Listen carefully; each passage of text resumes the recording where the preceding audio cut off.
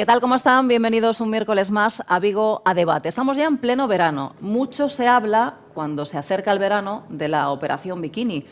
Pero pocas veces hablamos también de las consecuencias que pueden derivar de este tipo de operaciones en las que nos venden el cuerpo perfecto, que tenemos que estar más delgados de cara al verano. Hoy, en nuestro Vigo a Debate, queremos hablar de trastornos alimentarios. Queremos, además, unirlo a la moda, a la publicidad, para saber, bueno, pues qué se está haciendo bien, qué se está haciendo mal, qué es lo que le llamamos el cuerpo perfecto, si ha evolucionado también la publicidad y ya no es un uso tan sexista de la mujer. Pero todo ello, como decimos, pues muchas veces tiene consecuencias negativas que hoy queremos analizar. En esta mesa de Vigo a Debate nos acompaña hoy Nuria Martínez. Nuria, moi boa tarde, benvida. Hola, gracias. Nos acompaña también Eva Díaz, de Recados Carmen, de una agencia de marketing y publicidad. Bienvenida, gracias por estar con nosotros. Y ya es nuestra psicóloga de cabecera, María Ferreiro. Un placer volver a tenerte aquí con nosotros. Gracias, gracias. Y lo decía hace un instante, operación bikini, cuerpos perfectos, anorexia, bulimia, trastornos alimentarios, el mundo de la publicidad, el mundo de la moda. ¿Cómo interconectamos todo esto? No sé, María. Pues últimamente se está interconectando, yo creo que de mala manera, porque nos están exigiendo desde el mundo de la moda, desde los medios de comunicación a veces, bueno, desde las redes sociales, un estilo de vida, un tipo de cuerpo que nos parece inalcanzable realmente cuando lo analizamos. Las consecuencias a nivel psicológico, pues habitualmente son una muy baja autoestima y una obsesión continuada por verse mejor, por compararse con los demás, por intentar, bueno, pues ser o seguir ese ideal de belleza que tratan de imponernos. Realmente, desde la parte que me toca más a mí, que ese es el mundo de la publicidad, es cierto que tanto para bien como para mal acaba afectando tanto a lo que vienen siendo las personas como a las modas y a las diferentes corrientes. La base quizá está en detectar dónde puede haber realmente un problema y la gente que nos dedicamos perfectamente a esto, que es a la publicidad, poder solventarlo, corregirlo y hacer las cosas de una forma correcta. Hablaremos de la evolución, porque sí que es cierto que en los últimos años ha evolucionado, vemos todo tipo de cuerpos en el mundo de la publicidad, que es algo que se agradece. Y Nuria está aquí con nosotros porque, bueno, pues ha padecido un trastorno alimentario, ya tiene el alta médica, de esto se sale. Y Nuria, queríamos que nos contaras un poco tu caso, saber en qué momento fuches consciente de que algo estaba pasando. Es que a verdade que non teño claro o momento exacto. Eu creo que foi un pouco cúmulo, que nese momento da miña vida era pequena, porque ao final tiña 11, 12 anos, pero era tan perfeccionista que quería ter todo baixo control. E ao non poder ter todo o que eu quería, ao final acabei tendo baixo control as calorías que comía, o deporte que facía, o que quería medir, o que quería pesar. Entón, eu creo que foi aí nese momento. Sí que me di máis conta cando pedín axuda. O sea, non cheguei a pedila como tal, pero bueno, afortunadamente meus pais sempre estuveron aí comigo, deronse conta de que algo non estaba ben, e foi iso, dixeronme, es que non. E xa empecé con psicólogos para este problema, xa tuve que ir a médicos de tal, e nada, creo que cando me din conta de verdade foi cando no momento que ingresei de quedarme sola, porque cando estás por estes ingresos te quitan todo, prácticamente estás sin familia, sin televisión, sin móvil, sin nada. Entón, eu estaba nunha habitación e dixen, buah, teño un problema realmente. O sea, agora xa non é que eu este na miña casa e este escondendo a comida e este tal, es que estaba nun hospital vigilada por enfermeras, por auxiliares, por médicas, psiquiatras, e decía, ahora sí. Pero tamén é verdad que salín dese ingreso e duroume o de, recuperarme, tal, porque sempre que iba a unha consulta decía, teño que volver a engordar, non quero ingresar, era iso, tes un margen de 1 kilo. E eu decía, salgo de aí, teño que engordar, non quero estar no hospital, quero seguir cas miñas amigas. Pero claro, ao final non eres consciente, e o corpo eu creo que xa me adelgazaba de por sí, de estar acostumbrado, era imposible que eu metese unha cantidad enorme de comida para intentar engordar. E si foi aí, cando me di conta que dixen, estou ingresada. Realmente foi un pouco shock, a verdad. Eras moi nova, como dicías, tiñas 11 anos. Como che cambiou a vida? Pois, a verdad que nese momento foi moi duro, porque, a ver, sí que desde sempre fui unha nena bastante madura para a miña edad, pero en outros aspectos pues, seguía sendo unha nena, obviamente. Entonces, foi iso, pasar a primeiro da ESO, que pasas ao instituto, tal, conoces máis xente, e eu de repente estaba ingresada, e non tiña nadie ao meu lado. As miñas amistades sí que estaban conmigo, pero ao final estás tantos meses encerrada nun hospital, porque tuve varios ingresos, e sí que me afectou nese sentido, de como que non sabía onde estaba, nin a quién pertenecía, nin quién eran meus amigos, nin miñas amigas. Estaba sola, me sentía moi sola. Logo comentaremos tamén un dato importante que de isto pode saírse, que é importante, falaremos, pero está aquí tamén, aparte desa publicidade, como afecta, no teu caso, por exemplo, tivo algo que ver as redes sociais que agora mesmo só venden a felicidade dun corpo perfecto, só mostramos eses momentos nos que nos supostamente nos atopamos ben e demais, a publicidade, a moda, o verse ben, o querer verse ben, todo eso como te afectou a ti personalmente? Moitísimo. O sea, afectoume moitísimo, xa porque, bueno, hai páginas en internet que non deberían existir, obviamente, que xa te incitan a tes que comer isto, tes que facer tantas horas de ejercicio, tes tal, que ao final, queiras que non, acabas entrando, porque son de fácil acceso, non te piden nada, e logo no tema das redes sociales e as imágenes e todo iso, o sea, eu non lograba entender porque eu estando delgada seguía tendo un pouco de barriga, que obviamente onde temos que guardar os órganos, o sea, quero dicir, tamén me costou, pero moitos anos da miña vida, entender que tiña iso aí por algo. Aceptalo, porque, claro, ¿no, tiña Nuria? que aceptar que ese mini bultito que está aí ou esa barriga que temos está aí por algo, porque están os órganos, hai que protegelos. Entón, claro, miraba, xa no momento de sacar fotos aos modelos ou a cualquier persona, que si nunha postura estás así, ou te sacan dunha perspectiva, estás un pouco metendo a barriga, cualquier cousa. Entón, eu decía, pero como é posible? O sea, se eu estou adelgazando, e sigo yo tendo. E a min iso sí que me costou un montón nese sentido.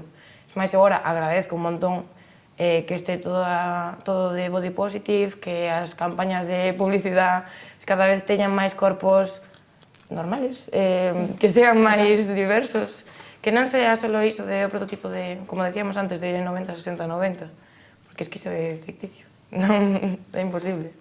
Eva, aí hablamos desa evolución, Sí. ¿no? Porque por suerte, no sé en qué momento desde las agencias de publicidad se han dado cuenta de que hay más tipos de cuerpos, ¿no? Que la perfección existe de muchas maneras. No lo que decía Nuria, el 90, 60, 90 es el cuerpo perfecto. Todos somos perfectos en nuestras posibilidades y en nuestros cuerpos. Y eso también hay que trasladarlo al resto de la gente, porque además estamos viendo que, pues, sobre todo en los jóvenes, y hablaremos, María, de jóvenes chicos también, porque también la anorexia y la bulimia afectan a los chicos, pues tiene consecuencias negativas. Sí, afortunadamente, todo lo que vienen siendo las marcas también se han sumado a un cambio en la sociedad, que es el que ha implicado ese que tú decías de cuerpos más positivos, de normalizar lo que viene siendo el cuerpo de una mujer, que podemos ser más altas, más delgadas, más gorditas, más flacas, da igual. Afortunadamente, ese cambio social que se viene dando desde hace años es del que se hacen eco las diferentes marcas, y ahí es donde entra en juego su publicidad. Podemos contar que las últimas campañas de los últimos años mayoritariamente han intentado dejar de sexualizar el cuerpo de una mujer y han pasado a mostrarlo completamente como es. Sean marcas que se dedican al cuidado de la piel, marcas que se dedican a vender incluso ropa deportiva, han mostrado en todo su esplendor cómo realmente es un cuerpo de una mujer. Y puede ser más grande, más pequeño, tener un pecho un poquito más alto, más bajo, da igual, es normal y existe, es ahí. Lo que tenemos que hacer es normalizarlo. Pero ya no solo es un cambio que se produce en las marcas, afortunadamente, sino que viene ligado de un cambio social del que todos nos tenemos que ir haciendo eco poco a poco. Porque eso es lo que más ha costado, ¿no? Porque al final estamos hablando de parámetros que vienen marcados desde históricamente en la sociedad, y al final todos los cambios cuesta entenderlos y cuesta sobre todo introducirlos en los cerebros de la gente, en la sociedad. Sí. Sí, de hecho, está claro que aún queda muchísimo por hacer. O sea, lo que tenemos ahora no es un techo, todo lo contrario, es una carrera de fondo. Pero creo que si realmente todos nos apoyamos y nos sumamos a estas nuevas tendencias, podremos llegar a un camino en el que nadie tenga que sentirse mal o amenazado porque haya ni una publicidad, ni una persona que esté en redes sociales que esté contándote que tienes que adelgazar o que tienes que mejorar tu cuerpo físico. Al final uno tiene que estar a gusto consigo mismo y todos es lo que deberíamos potenciar y publicitar realmente. Es que al final volvemos a las redes sociales, María, que lo hablamos en infinidad de ocasiones, pero es que es cierto, pueden llegar a hacer muchísimo daño.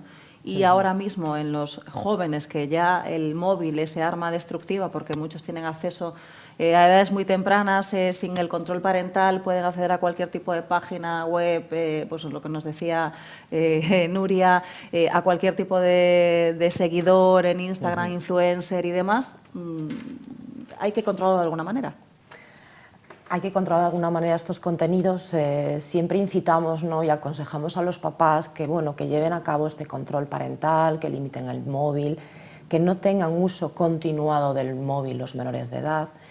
Pero es cierto que por mucho que nosotros tendamos a limitar ese uso, ¿no?, y a proteger a los menores de esta manera, es cierto, bueno, pues que las redes sociales influyen, e influyen mucho. Estoy totalmente de acuerdo con Eva, con que es verdad que las cosas están mejorando mucho, están cambiando mucho.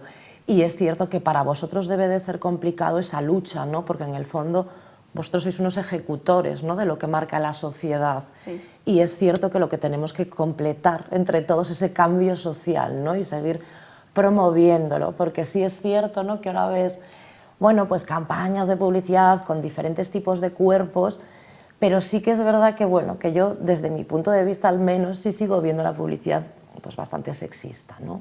Claro. Y bueno, pues lo vemos en las redes sociales, en los medios y demás, que todavía las mujeres es como que se nos sigue exigiendo muchísimo más que a los hombres. Y no es justo sobre todo para las adolescentes o las chicas más jóvenes, que si bien las maduras pues ya, bueno, lo podemos entender de otra manera, ¿no?, con ese uso de nuestros pensamientos ya, bueno, de persona adulta. Las más pequeñas no saben hacerlo, no pueden hacerlo, no tienen no tienen todavía los conocimientos suficientes adquiridos como para interpretar que tu cuerpo tienes que aceptarlo como sea y no dejarte llevar por todo, bueno, pues por las modas y todo esto. Entonces, bueno, estoy muy contenta por lo que se está haciendo, pero creo que tenemos que seguir trabajando mucho en esto. No sé qué opináis vosotras. Efectivamente. Las redes sociales, desde hace un par de años, a mí, por ejemplo, personalmente me alegra mucho ver a todas estas modelos o influencers que se dedican al mundo de las redes, que cuentan con millones de seguidores, que ahora, desde hace unos años, están mostrando cómo son en bikini, cómo son en la foto que se sacan y cómo son de cuerpo real. Exacto. Es decir, de repente están sentadas como cualquier otra persona y se te nota las estrías, la celulitis y les da igual. Y también publican esa foto. Entonces, eso es a donde tenemos que girar todos. Y Exacto. afortunadamente está pasando. Entonces, ¿vamos lentos? Seguro que sí. Y vamos lentos en muchísimos temas. Pero estamos evolucionando todos de la mano. Entonces, yo, por ejemplo, ver esos perfiles de esas chicas que las sigue tantísima gente y que son capaces de mostrar, ya no una cara sin maquillaje, que igual hasta me parece más fácil o sencillo mostrar eso, pero sí mostrar cómo es un cuerpo, que es muy bonito ponerse delante de una cámara y hacer una foto de modelaje, pero también es muy bonito que te sientes y se te note la estría, la celulitis, la lorcita de la barriga, etcétera, porque existe, está ahí y no pasa nada. Claro. No sé si recordáis la polémica que había surgido, yo creo que era Inma Cuesta, ¿no?, la actriz, Sí. que había posado para una revista, era portada de una revista, Sí. y había criticado que le habían retocado muchísimo con Photoshop y ella no lo entendía así, decía que esa no era ella. Claro. Entonces ya, al final también cuando a veces directamente ya sin tu permiso retocan para que esa imagen sea más perfecta, ella decía que no, que la foto no era esa y que ella no era esa chica que aparecía en la portada. Es que es cierto, yo creo que con todo esto del Photoshop, de los filtros y demás, bueno, a nivel psicológico claramente está estudiado, ¿no? Pero es cierto que al final nos inducen a creer que tenemos que ser así. Y bueno, pues si tienes pecas o tienes manchas o tienes otro tipo de cosas, a lo mejor no te parece lo más bonito del mundo, pero si tienes que conseguir, como dice Nuria, aceptarlo. Tienes barriga, pero tu barriga está ahí para algo, ¿no? Te puede gustar más o menos, pero tienes que aceptar que es así. Lo que está ocurriendo ahora, por ejemplo, que veíamos hace nada las operaciones del color de los ojos. Todo el mundo puede hacer lo que quiera con su cuerpo, pero ostras, llegar a someterte, ¿no?, a una operación quirúrgica tan grave, ¿no?, a un cambio que es simplemente estético, yo creo que deberíamos como quizá priorizar más, ¿no?, las cosas que son realmente importantes en nuestra vida. Lo importante, yo creo, es cómo interpretamos y cómo pensamos todo esto, cómo es nuestro cuerpo, cómo tiene que ser, pero si nos obsesionamos en conseguir algo que además no forma parte de nosotros, en cierta manera estamos manteniendo, ¿no?, estos trastornos y esta exigencia continuada, ¿no?, de, como decía Nuria, que por ahí empezó su trastorno, ¿no?, de exigirse, exigirse, exigirse, y cada vez tengo que ser más y mejor. Pues a lo mejor ya soy todo lo mejor que hay que ser, ¿no? A lo mejor no hay que Nuria, dicías seguir. antes que non sabes no momento en que pediches axuda, que foron os teus pais os que se decantaron un pouco de que algo estaba a pasar, non? Sí. O sea, eu, como que o de pedir axuda, eu tiña como moi longe. O sea, non tiña pensado pedila nunca, verdad? Porque tampouco, cando estaba nese momento, tampouco pensaba que era tan grave todo o que estaba pasando. Si me permitides, o que suele pasar é que os pacientes non teñen conciencia de enfermedad. Todo isto empeza como algo que non ten demasiado importancia, ¿no? Tú de repente dices, corrígeme, Nuria, si non é así, sí. pero de repente empezas a decir, bueno, e por que non podo estar un pouquiño máis delgada? Porque mira esta outra rapaza que todos os nenos miran, ou todas as nenas miran, e ten un corpo que a mí me gusta máis. Pois vou non intentar. Entonces, empezas como un pouco un xogo, non? E non eres consciente do derradeiro problema o que vas a chegar, sin dúbida, se sigues ese camiño. Entón, meteste nese xogo, xe como un pouco menos, mañá como un pouquiño menos tamén, e ao final, cando, bueno, non te das cuenta, acabas con unha baixada importante do teu índice de masa corporal e con unha serie de pensamientos que, además, non che permiten entender que estás vivindo un trastorno psicolóxico. Como era a túa relación coa comida? Porque comentaches un momento que chegabas a esconder a comida, non? Sí, o sea, a min me daban a comida e pues, eu tiña meus trucos, meus xogos, meus como un pouquiño, e parece que como un montón, e se non me miraban, pues escondía, pero era iso, porque eu non quería alimentarme, e meu corpo xa chegou un momento que tampouco podía alimentarse. O sea, é dicir, eu cando a primeira vez que ingresei, eu empecé con unha dieta moi baixa, o sea, no momento estaba con unha dieta dun bebé de 6 meses, cando empecé que era medio tomate. E para mí xa era moitísimo. E eu cando salín con unha dieta, non cheguei ao que debería de comer, pero cheguei a unha dieta de 10 anos e dixen, wow, non era para tanto, sabes? O corpo como que se acostumbrou. Pero claro, foi iso, ao principio dixen, é imposible que eu poida comer un plato.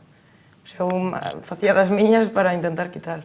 Entendo que foi difícil o proceso, non? Desa Sí, foi moi adaptación, complicado. Sí, pero, o sea, foi iso, eu tuve un primeiro ingreso e salín supermotivada, salín que, vamos, que eu estaba curadísima na miña cabeza. Pero duroume unha semana, porque pasas de estar supercontrolada no hospital, tal, non sei que, volvo a casa e digo, e por que teño que seguir comendo? Xa me volvo a mirar mal, me está volvendo a salir barriguita aquí, que eu nunca fui unha persona que tuvese, o sea, normalmente no meu peso, pero tirando hacia baixo. Nunca, o sea, ao ser tan alta e tal, pues, sempre fui delgada. Entón, claro, eu vou mirar que podía adelgazar máis e tal, e logo salir dos hospitales, miraba que volvía a engordar, era como, aquí nadie me controla. Teño os meus pais, sí, que ao final é un cansancio mental para eles tamén. O sea, de Sí, todo. porque ao final todo esto afecta, María, al entorno familiar. No solo es la persona que padece ese trastorno, sino el resto que, lo decía Nuria, pues ese cansancio, el estar pendiente las 24 horas del día, el que no se te escape nada, el bueno, sufrir también porque ves que está sufriendo tu hijo, tu hija, el que sea que... Es muy complicado porque realmente los trastornos de alimentación son trastornos que no se solucionan en un mes, en 2, en un año, quizá en 2 tampoco se solucionan. El tratamiento es largo, es intenso. La familia se ve muy desajustada porque es cierto que el propio trastorno, no los pacientes, manipulan las situaciones, manipulan las realidades y eso se transforma en que desde casa estamos creyendo ver que nuestro hijo miente, que nuestro hijo no podemos confiar en él y eso a veces es muy difícil de manejar por parte de la familia porque no entienden cómo una niña o un niño que son tan, bueno, que siempre han sido tan dóciles, tan fáciles de llevar, de repente pegan ese salto, no saben reconducir la situación y estamos habituados a ver a papás pues que debido a esa enorme presión que tienen y esas ganas, ¿no?, de solucionar el problema de su hijo o de su hija, al final acaban con un bagaje de centros incansable, de una ruta de profesionales, los que van de profesional en profesional, de ingreso en ingreso, sin centrarse en un tratamiento profesionalizado, y eso tiene una repercusión grave para el paciente, que es que no soluciona el problema. Entonces el problema se va enquistando y hace que se alargue ese tratamiento, que de por sí ya es muy largo. Sin duda es importantísima la misión de los padres. Es una sobrecarga excesiva. Muchas veces vemos en un alto porcentaje de los casos que uno de los dos miembros de la familia ha de pedir una baja laboral para encargarse casi totalmente, bueno, pues de la mejoría de su hijo. Y son ellos los que detectan la enfermedad, como dice Nuria, porque un menor de edad no lo va a detectar, no tiene conciencia de enfermedad.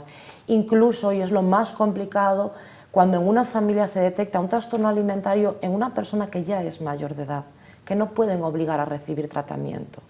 Quizás el peor de los casos. Porque en este caso sí que afectan más a los jóvenes, es decir, a niños pequeños, como el caso de Nuria, con 11 años, que a adultos. No podemos hablar de que haya mayor porcentaje en adolescentes que en personas mayores de 18 años. Es verdad que la edad de inicio suele rondar los 11, últimamente está bajando más, nos encontramos con casos de 9 años con trastornos de alimentación.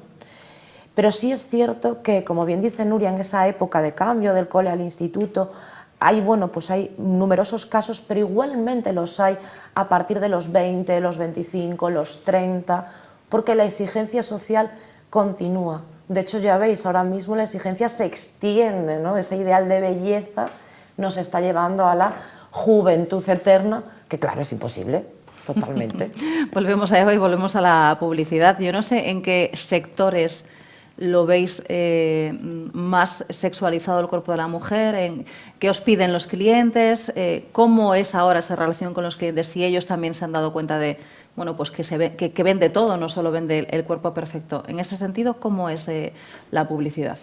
Yo creo que a nivel general, ya no por los clientes que podamos tener nosotros como agencia, sino a nivel general en todo el sector, obviamente los que más demandan esto es moda y marcas que se dediquen a moda y belleza. Obviamente, si te vendes bikinis, si vendes ropita más de fiesta, si vendes productos para la piel, etcétera, ahí es donde más notas que hay productos que sí que tiran hacia esa sexualización de la mujer o del cuerpo femenino, digamos. ¿Qué deber tienes tú si contactas con una marca así, como agencia? Evitarlo lo máximo posible y enseñarles cuál es el camino, que lo pueden traer de base, que no todas las marcas son iguales y todos los productos son iguales, pero realmente ese es el ejercicio que tú tienes que hacer con ellos, de enseñarles y focalizarlos y decir, mira, vale, tu público objetivo es este, pero ¿tú qué quieres transmitir? O sea, ¿qué valores quieres tener tú como marca? Porque nosotros como agencia los tenemos muy claros. Entonces, al final es un trabajo de dos. Sucede muchísimo en las redes sociales.